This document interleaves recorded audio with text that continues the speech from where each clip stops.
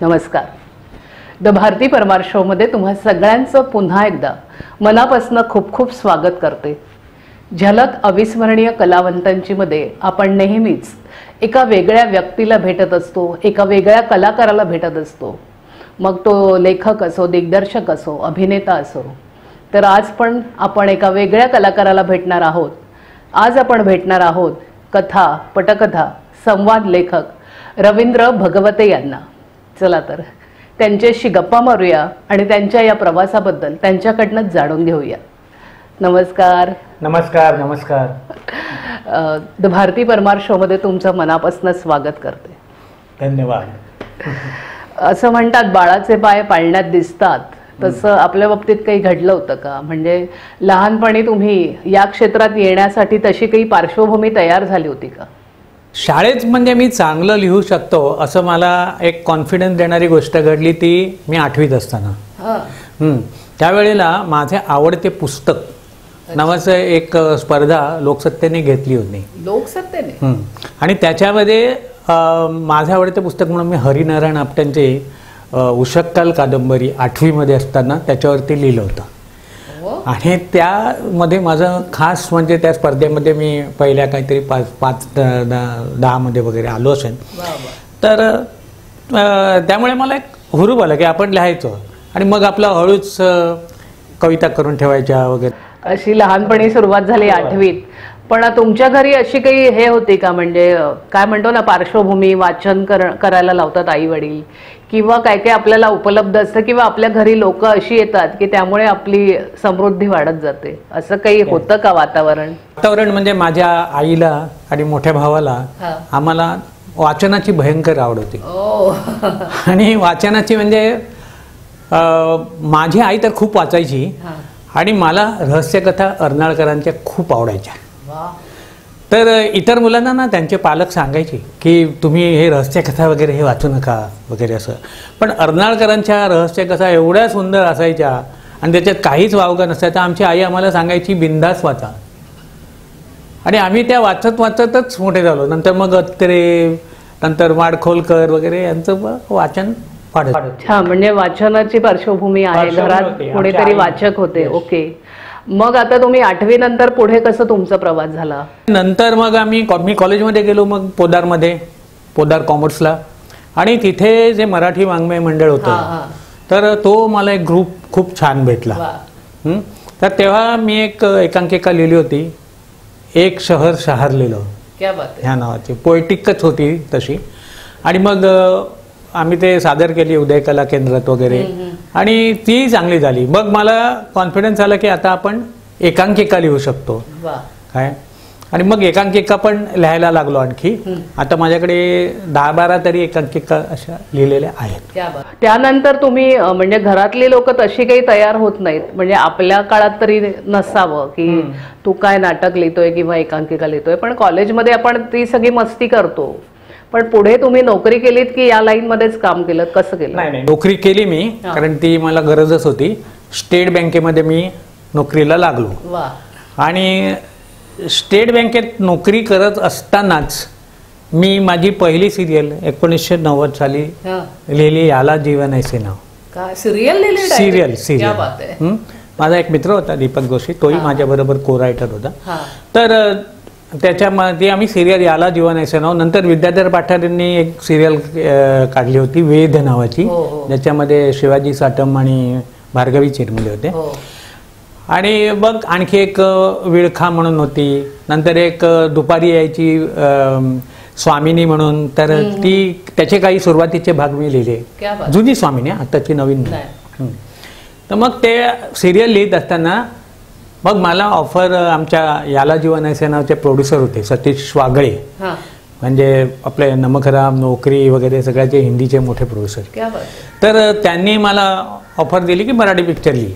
हो का? आणि मग सुखी संसाराची 12 सूत्र हा सिनेमा मी लिहिला. क्या बात आहे. आणि त्याच्यामध्ये मल्टीस्टार होता तो. अशोक सराफ होते, प्रदीप पटवर्धन होते, आसावरी जोशी, भावना बलसावर वगैरे असे. आणि विशेष म्हणजे या चित्रपटाचं म्युझिक कोणी केलं असेल? राहुल देव बर्मन. मराठी R.D. बर्मनचं एकमेव मराठी पिक्चर आहे तो. क्या बात आहे. सुखी संसाराची 12 सूत्र कॉमेडीच होता आणि अशोक सराफ होते वगैरे, खूप छान पिक्चर होता तो. पण त्याच्यात थोडंसं असं झालं की तो पिक्चर जितका व्हायला पाहिजे होता तितका प्रदर्शितच झाला नाही. पुण्यात, कोल्हापूर, सांगली इथे सगळीकडे त्यांनी बिझनेस केला. कारण सगळं डिस्ट्रीब्युटर्स आणि प्रोड्युसर यांच्या ह्याच्यात होतं ना. आता हे खूप बदललंय सगळं. हे सगळं आपण पुढे बोलणारच आहोत. मला जरा तुमच्या नोकरीबद्दल सांगा ना, की तुम्ही नोकरी का धरली. तुम्ही म्हणाला गरज होती, तर काय गरज होती, किंवा नोकरी धरल्यानंतर तुमचं जे लेखन आहे किंवा तुम्हाला काम करायचे किंवा एकांकिका हे कशा फुलत गेल्या. नोकरीची गरज होती म्हणजे काय की माझे वडील 75 साली ते गेले आणि त्याच्या अगोदर 10-1 वर्ष ते रिटायर झाले. मग घरात कोणीतरी पाहिजेच. मग मोठा भाऊ पण होता, मी पण होतो. पण त्यावेळी आम्ही दादरला शिवाजी पार्क जवळ राहायचो. आणि मग चाळीमध्ये राहायचो. आणि मग असं वाटलं की नोकरीशिवाय आपल्याला गत्यंतर नाही. B.Com झालेलो होतो, स्टेट बँकेत नोकरी मिळाली, चालू झालं. आणि स्टेट बँकेने मात्र मला खूप त्या बाबतीत प्रोत्साहन दिलं. आमचे जे अधिकारी वगैरे होते त्यांनी. स्टेट बँकेत आल्यावर तुमच्यातला लेखक जागा झाला का, कसं काय, त्याबद्दल सांगा. हो, आता बघा ना, मी ज्यावेळी 90 मध्ये ज्या सिरियल्स लिहिल्या त्यावेळी मी स्टेट बँकेत होतो. आणि कसं ऍडजस्ट केलं मग ते. हो, मी ऍडजस्ट केलं. ऍडजस्ट केलं म्हणजे असं की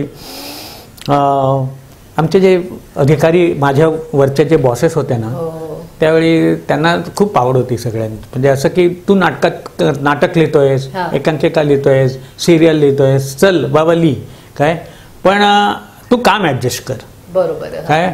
मग मला त्याने असं एक डिपार्टमेंट दिलं होतं की ज्याच्यामध्ये जुन्या एंट्रीजचं रिकन्सिलेशन, ओल्ड एंट्रीज रिकन्सिलेशन, आणि त्याच्यासाठी खूप जुन्या एंट्रीज वगैरे काढावा लागायच्या.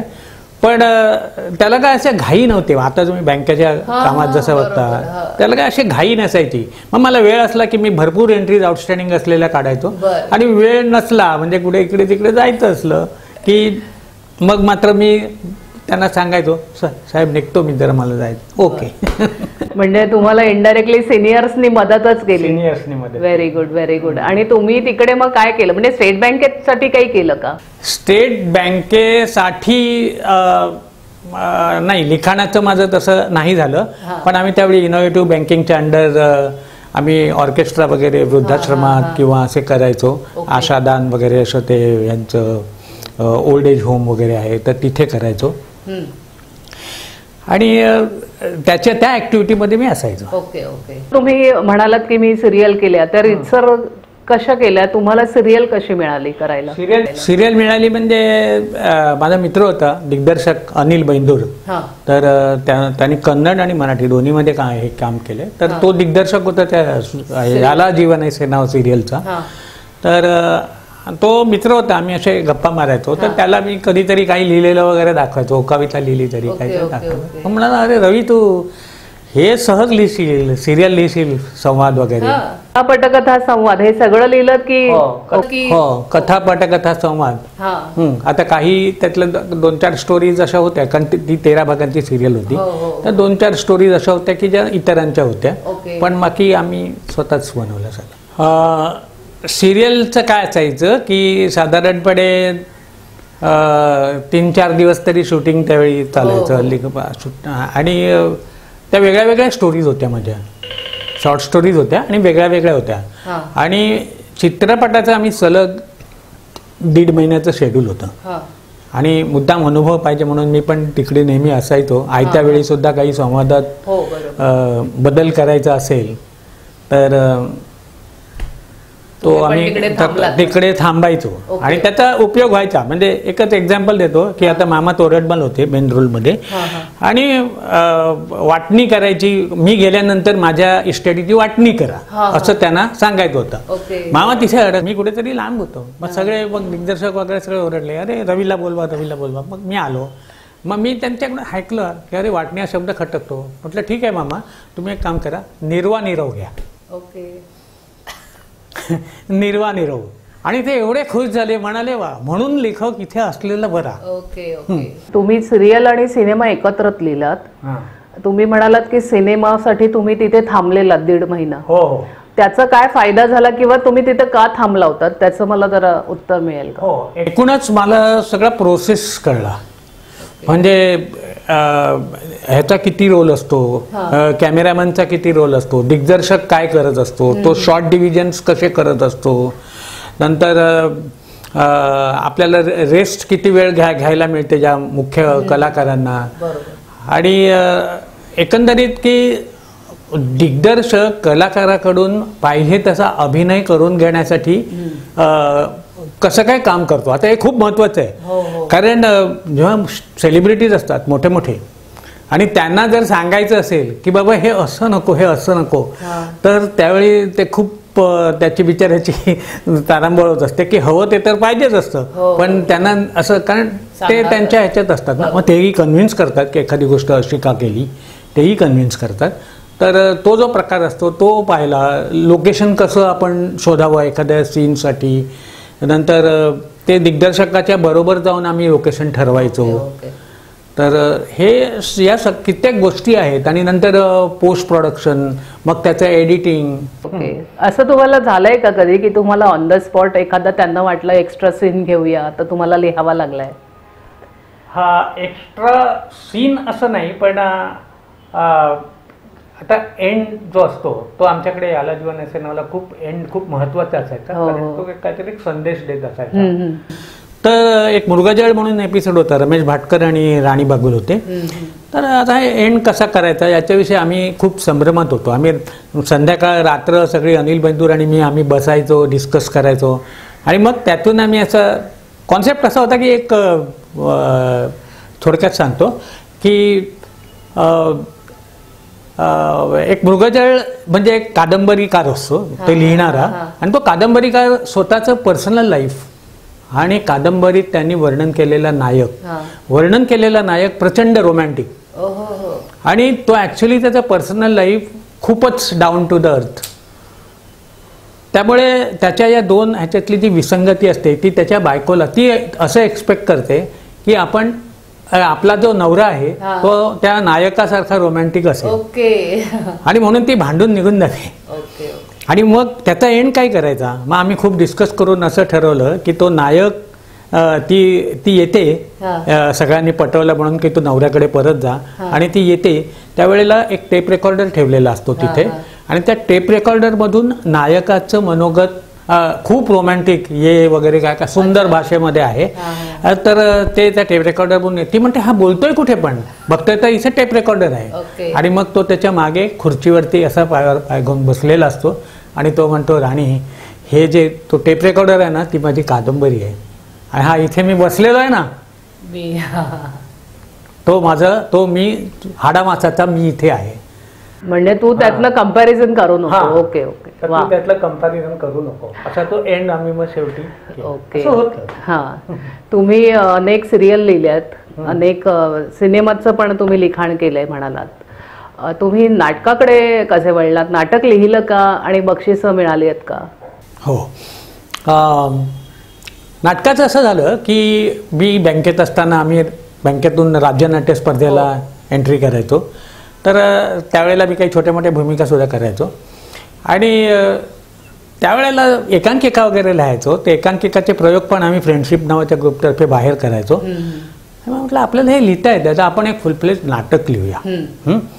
आणि मग असं झालं ना की मी एकदा बोरिवली स्टेशनला उभा होतो, AC बसची वाट बघत होतो, रात्रीची वेळ होती, आणि स्टॉपवर कोणी नव्हतं, मी आणि एक 35ला तरुण, आम्ही दोघंच होतो, आणि आजूबाजूला सगळी ती पालं वगैरे होती, ती काय त्यामुळे मग आम्ही दोघंच, आणि रात्रीची वेळ बस येत नाही असं होतं. साहजिकच आम्ही एकमेकांशी बोलायला लागलो. बोलता बोलता तो तरुण म्हणाला, 35चा होता, तो म्हणाला की मी MBA आहे, आणि मी एका मोठ्या कंपनीमध्ये एक्झिक्युटिव्ह आहे, आणि मी आता घरी जाणार मुलुंडला, मी पण मुलुंडलाच जाणार होतो, आणि मी आता घरी जाणार मुलुंडला, आणि मी 10:30पर्यंत पोचेन, 11पर्यंत. त्याचबरोबर माझी बायकोसुद्धा पोचेल, कारण ती पण MBA आहे, ती पण एक्झिक्युटिव्ह आहे, आणि आमच्या दोघांमध्ये असं ठरलेलं आहे की आपण फक्त करिअर करायचं. ती येताना काहीतरी पार्सल घेऊन येईल, ते आम्ही आनंदाने खाऊ दोघेजण. आणि बस सकाळी आम्हालाही दोघांनाही लवकर जायचं असेल आणि त्यांनी मला एक सांगितलं, ते तर फारच मला अपिलिंग वाटलं. तो म्हणाला, आम्ही ठरवलं की मुलं होऊच नाही द्यायची. ओके. हां, फक्त करिअर करायचं, मुलं होऊच नाही द्यायची. मला हे डोक्यात भुणभुणायला लागलं आणि मग मी ते सीडलेस नावाचं नाटक लिहिलं की त्याच्यातला जो हिरो आहे तो खूप एक्झिक्युटिव्ह आहे मोठ्या मोठ्या ह्याच्यामध्ये कंपन्यांमध्ये, आणि त्यांनी एका मुलीशी कॉन्ट्रॅक्ट केलेलं आहे की मुलं होऊ द्यायची नाहीत आणि तू कॉर्पोरेट वुमन व्हायचं, असं ते थीम होता. आणि त्या नाटकाला अखिल भारतीय नाट्य परिषदेचं पहिलं बक्षीस नाट्यलेखनाचं मिळालं आणि त्याच सुमाराला मी हे झालो, रिटायर झालो. आता एवढं पहिलं बक्षीस मिळालं आणि त्यावेळेला 21,000 रुपये म्हणजे मला पण खूप हे होतं. तर मग मी ठरवलं की आता आपण नाट्यलेखन करायचं आणि मग ते नाटक आम्ही राजन तामाणीला समाव दाखवलं आणि मग राजन तामाणींनी त्याचं क्वीन मेकर असं नामकरण करून आम्ही ते व्यावसायिकला आणलं. क्या बात आहे. अशा तऱ्हेने व्यावसायिक वर तुम्ही 60व्या वर्षी प्रवेश केला. त्यानंतर काही लिहिलं का नाटक? त्यानंतर मी एक डबल लाईफ म्हणून नाटक लिहिलं. आता हे डबल लाईफ नाटक आहे ना, हे सध्या व्यावसायिक रंगभूमीवर चालू आहे. हा, आणि जोरात चालू आहे, चांगलं आहे म्हणजे. तर रंगशारदा प्रतिष्ठान, विद्याधर गोखल्यांची संस्था, तर त्यांचे विजय गोखले हे मेन रोलमध्ये आहेत. तर ते आणि त्या नाटकाचं वैशिष्ट्य म्हणजे बाकी सगळे कलाकार हे तरुण आहेत आणि फ्युजन आहे, वेस्टर्न आणि इंडियन हे दोन्ही म्युझिक त्याच्यामध्ये आहे आणि स्टार्ट टू फिनिश कॉमेडी आहे. म्हणजे मध्ये कुठे कारुण्याची झालर विलर असावी म्हणून सुद्धा मी ते तसं केलेलं नाही. छान छान छान. म्हणजे सध्या तुमचं डबल लाईफ हे रंगभूमीवर चालू आहे. पण ते जे स्पर्धेला जे बक्षीस मिळालं त्या व्यतिरिक्त आणि आता जे चालू आहे त्या व्यतिरिक्त आणखी काही नाटकं लिहिली का? नाही, आणखी नाटकं माझ्याकडे आहेत. दोन तीन नाटकं फुल लेंथ आहेत माझ्याकडे. पण त्याला मी आता बघतोय, निर्माता बघतोय आणि पुढचंही लेखन चालू आहे माझं. ओके. आता अलीकडे तुम्ही काही सिरियल किंवा सिनेमा लिहिला का? नाही, अलीकडे नाही. साधारणपणे एक 8-10 वर्षापूर्वी 20 म्हणजे 20 नावाचा चित्रपट मी लिहिला. ओके. तर तो उदय भांडारकर त्याचे दिग्दर्शक होते आणि तो NFDCने त्याला फायनान्स केला होता. NFDCने केला होता. म्हणजे त्यांना तो सब्जेक्ट आवडला. हो, कारण तो मृण्मयी गोडबोले त्याच्यामध्ये मेन रोलमध्ये होती. आणि एक खेडेगावची शाळा असते आणि ती शाळा बंद पडायच्या मार्गावर असते, मराठी शाळा असते, बंद पडायच्या मार्गावर असते.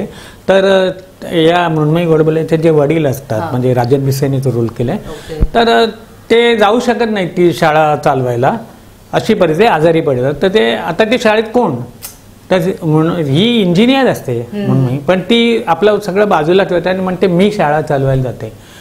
शाळा सगळे विखुरलेली, मुलं पांगलेली, कोण यायला तयार नाही. आणि मग ती कमीत कमी 20 मुलं तरी जमवायला हवीत, नाही तर शाळा बंद पडेल असं एज्युकेशन डिपार्टमेंट तिला कळवतं.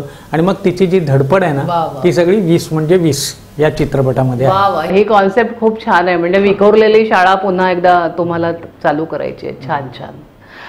तुम्ही सिनेमा सिरियल सगळं लिहिलंय, पण तुम्ही अवांतर कथा वगैरे काही लिहिल्या आहेत का? कादंबऱ्या काही लिहिलेल्या आहेत? हो, कथासंग्रह माझा मेहता पब्लिशिंग हाऊसने एक 3-4-5 महिन्यापूर्वी पब्लिश केला. हो का? माणसं अशी आणि तशीही असं त्याचं हे आहे, शीर्षक आहे. आणि त्याला चांगदेव काळ्यांसारख्या एका प्रथितयश अशा कथालेखकाने त्याला सुंदर प्रस्तावना लिहिलेली आहे. आणि याच्यामध्ये जवळजवळ 16-17 कथा आहेत, माणसं अशी आणि तशीही. तर त्यालाही खूप चांगला रिस्पॉन्स मिळाला. आणि आणखी माझ्याकडे कथा आहेत, त्यामध्ये दक्षता, माहेर, रुची वगैरे अशा मासिकांमधनं येत असतात. पुस्तक एकच आहे का? हे पुस्तक आहे. आणि हॅशटॅग कविता, आता कवितेकडे वळतो की हॅशटॅग कविता नावाचा एक आमचा कविता संग्रह आहे, जो कॅप्टन वैभव दळवी, नंतर चित्रकार विजयराज बोधनकर, समीक्षक डॉक्टर संतोष पाठारे आणि मी स्वतः, असं आमच्या चौघांच्या 25-25 कविता त्याच्यामध्ये आहेत. अशा 100 कवितांचं पुस्तक आहे. तर त्याचं असं झालं की मी ठाणे आर्ट गिल्ड नावाच्या एका ठाण्याच्या संस्थेमध्ये मी ॲक्टिव्ह आहे. तर त्याच्यामधली एक चित्रकथा नावाची, म्हणजे 20 ओळीमध्ये एक कथा लिहायची, फक्त 20 ओळींमध्ये एक छोटी कथा लिहायची. आणि त्याची त्यांनी स्पर्धा ठेवली होती. तर त्याच्यामध्ये मला 2-3 वेळा बक्षीस मिळाली.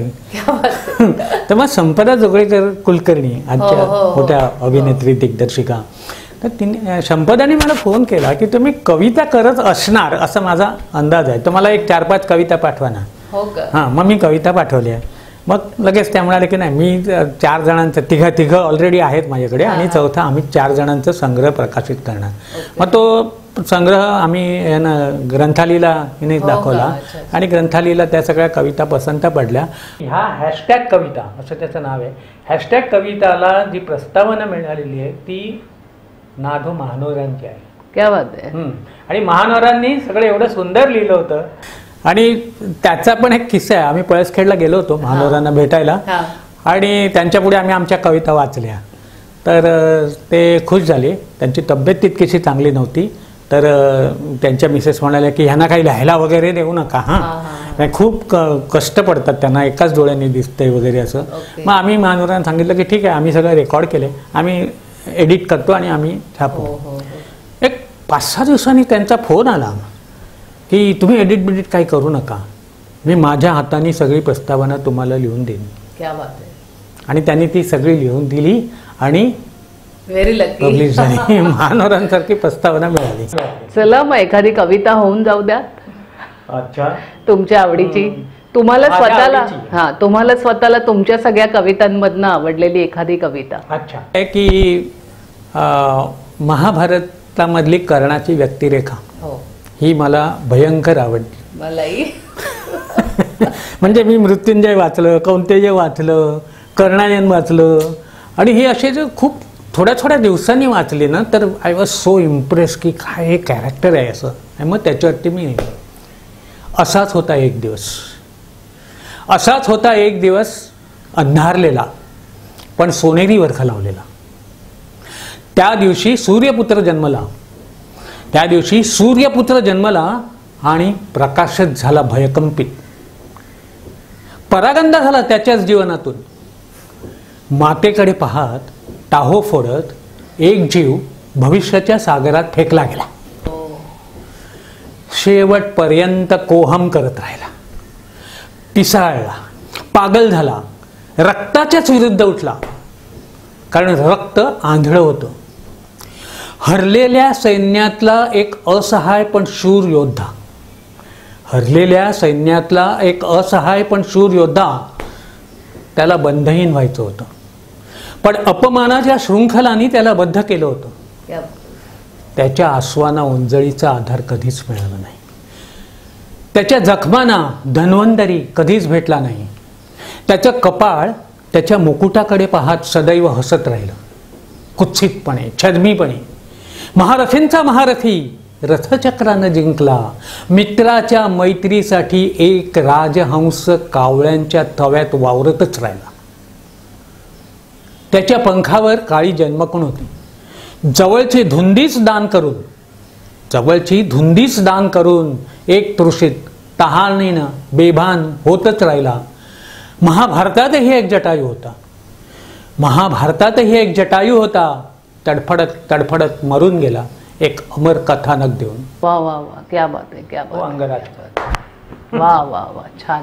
मी तुम्हाला विचारणार होते प्रश्न की सध्या काय चालू आहे, पण तुम्ही मला आधीच त्याचं उत्तर दिलेलं. सध्या तुमचं नाटक चालू आहे, डबल लाईफ. ओके. आणि ते पण दिग्दर्शक पण तरुण आहे बरं का, रणजित पाटील. हो का? अच्छा. ज्याने जरतरची गोष्ट दादरकर बरोबर. ओके. आणि तो आमचा दिग्दर्शक आहे, तरुण आहे. आणि म्युझिक श्रीनाथ म्हात्रे, तो पण अतिशय तरुण. आणि बाकीचे सगळी वाजवणारी पण तरुण. क्या बात आहे. म्हणजे लाईव्ह म्युझिक आहे. Live music. वा वा वा, छान. अजून काही पुढे प्रोजेक्ट आहेत? हो, आहेत ना. पुढे मी एक आणखी विनोदी स्क्रिप्ट लिहिलेला आहे आणि त्याच्या सध्या निर्मात्याच्या शोधात आहे. मला शुभेच्छा हव्यात खूप. आणि कविता, कथा सगळं चालूच आहे. Very good. छान आहे. नोकरी करत होता तुम्ही, लिखाण करत होता, या सगळ्यात तुम्ही बाहेरच असाल बराच वेळ, कारण आपण कलाकार म्हटलं की त्याला वेळेचं बंधन नसतं. मग घरातल्यांनी कसं काय तुम्हाला प्रतिसाद दिला, की ते म्हणाले काय चाललंय वगैरे, की मदत केली, कसं काय? नाही, घरातल्यांनी मला खूप सपोर्ट केला. विशेषतः माझी बायको सुनीता, ती सगळं काही घरचं बघायची. माझ्या 2 मुली, त्यांचे अभ्यास, आणि ती स्वतः शिक्षिका होती आणि त्यामुळे ती सगळं घरचं एकूण एक बघायची. मला घरचं काही टेन्शन नसायचं आणि त्यामुळे मला हे सगळं शक्य झालं. आणि तिचा सपोर्ट नसता तर आय डोंट थिंक की मी काही करू शकलो असतो जास्त. आणि आता मी हल्ली ना माझी लाईफस्टाईलच बदलली आहे. म्हणजे काय? म्हणजे असं की मी ना चिपळूणजवळ एक सावर्डा गाव आहे, सावर्ड्याच्याही पुढे एक निवळी नावाचं छोटंसं गाव आहे. तर त्या गावामध्ये मी एक छोटा प्लॉट घेऊन तिथे आम्ही म्हणजे जास्त करून माझी बायकोच सुनीता ती शेती करत असते. चक्क. आणि गेल्या वेळी आम्ही भातशेतीमध्ये इंद्रायणी काढला, यावेळी वाडा कोलम काढला आणि खूप झाडं लावली आहे. ती झाडांचं सगळं ती बघते आणि माझ्यासाठी एक वरती त्या गच्ची चांगली आहे, तिथे टेबल खुर्ची असतं आणि मला निवांत वेळ तिथे जे काही विचार करून लिहायला मिळतं. त्यामुळे मी माझ्या लेखनावर कॉन्सन्ट्रेट करतो आणि ती शेतीवर कॉन्सन्ट्रेट करते. एक मुलगी माझी US मध्ये असते आणि एक दुसरी मुलगी आहे ती फॅशनमध्ये मर्चंडायझर आहे. तर ती पण तशी मोठी आहे, ती म्हणते मी सगळं मॅनेज करेन. त्यामुळे आम्ही तिथे असतो. 15 दिवस इथे, 15 दिवस इथे. तर अशी सुखी संसाराची 12 सूत्र आहेत. वा वा वा, छान छान. तुम्ही वेळात वेळ काढून माझ्याकडे आलात आणि मला खूप छान वेळ देऊन मला छान मुलाखत दिली, त्याबद्दल मी तुमची आभारी आहे. खूप खूप धन्यवाद. आणि मी सुद्धा तुमचा खूप आभारी आहे. मला मोकळं बोलू दिलं तुम्ही. एक प्रश्न राहिला माझा, तुम्ही द भारती परमार शो बद्दल तुम्हाला माहिती आहे का आणि त्याबद्दल तुम्हाला काही बोलावंसं वाटेल का? माहिती आहे मला. माझा एक खास मित्र रामकृष्ण पाटे याची मुलाखत मी भारती परमार शो मध्ये पाहिली आणि मग ती मला एवढी आवडली की मी आणखी मागे मागे मागे गोष्ट संजीवनी जाधव होत्या, हेमंत भालेकर होत्या, तर त्यांच्या सगळ्यांच्या मुलाखती मी ऐकत गेलो आणि मला जाणवलं की खूप छान म्हणजे अतिशय सिन्सिअरली आणि ज्याची मुलाखत घेतली जाते त्याला पूर्ण स्वातंत्र्य देत, पूर्ण वेळ देत ही मुलाखत घेतली जाते.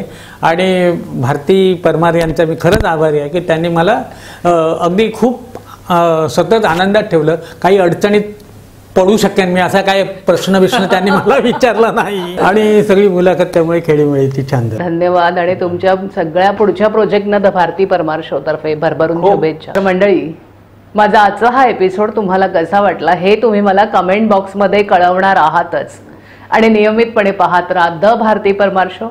धन्यवाद. झलक अविस्मरणीय कलावंतांची पाहण्यासाठी द भारती परमार शोला सबस्क्राईब करा आणि बेल आयकॉनला प्रेस करा.